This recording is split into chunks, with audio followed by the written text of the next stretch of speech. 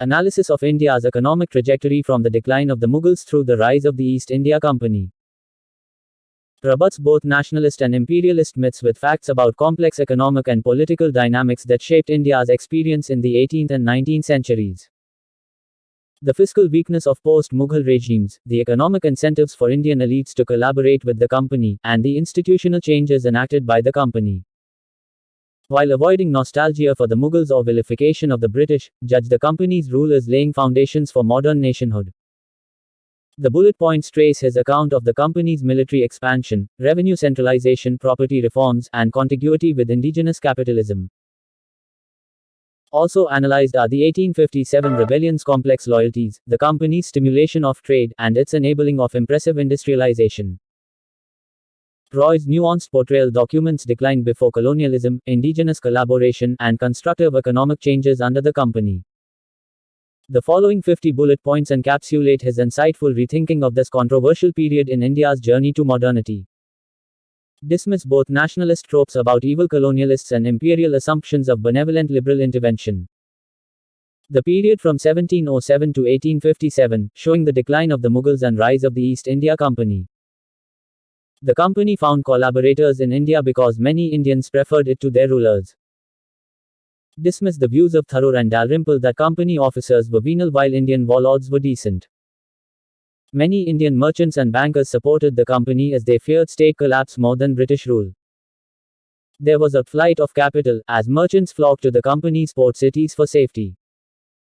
The company succeeded in trade through capital, employ incentives, collaborations, market knowledge, and manufacturing. Post-Mughal states were poor, drained by wars, reliant on intermediaries to collect taxes. The company offered fiscal and military centralization, integrating political and market spaces across India.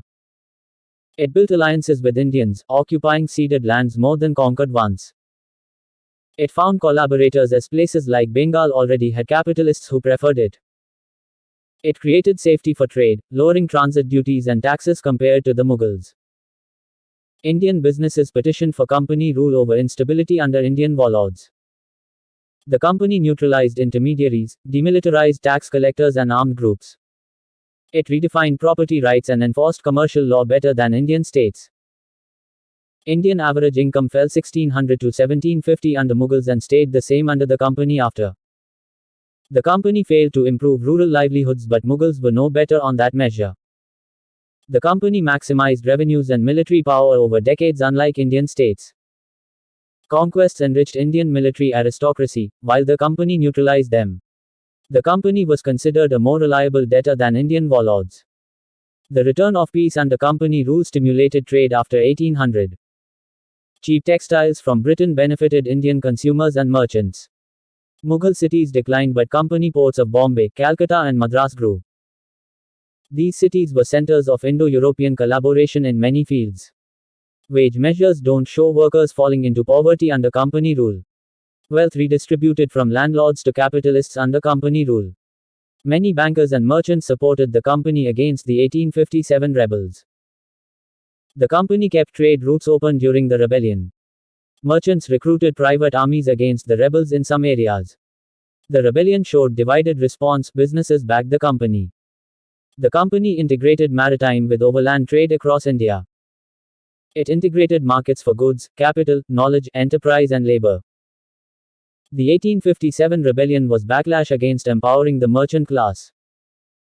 After 1857, railways and laws furthered market integration led by company. This enabled the rise of modern economic systems in India. The company enabled impressive industrialization in India. It established India as a major trading power. In summary, here is balanced portrayal that eschews simplistic narratives about India's colonial experience. Through extensive economic data, these document indigenous collaboration with the East India Company due to the weaknesses of post-Mughal regimes. The company built fiscal and administrative capacity while integrating Indian merchants into global trade networks. While avoiding exaggerated claims about colonial beneficence, how the company's institutional changes laid foundations for modern capitalism and industrialization. Nuanced analysis addresses nationalist myths, illuminates pre-colonial decline, and foregrounds the agency of Indian elites under the company Raj. portraying a complex interplay between colonialism and indigenous society.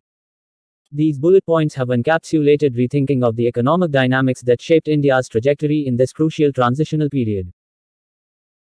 Conclude that the company, despite its flaws, enabled commercial unification and proto-industrialization that proved vital for India's 20th century emergence as an independent nation and major economy. This book provides a salient reminder that history is multifaceted, contingent and much debated.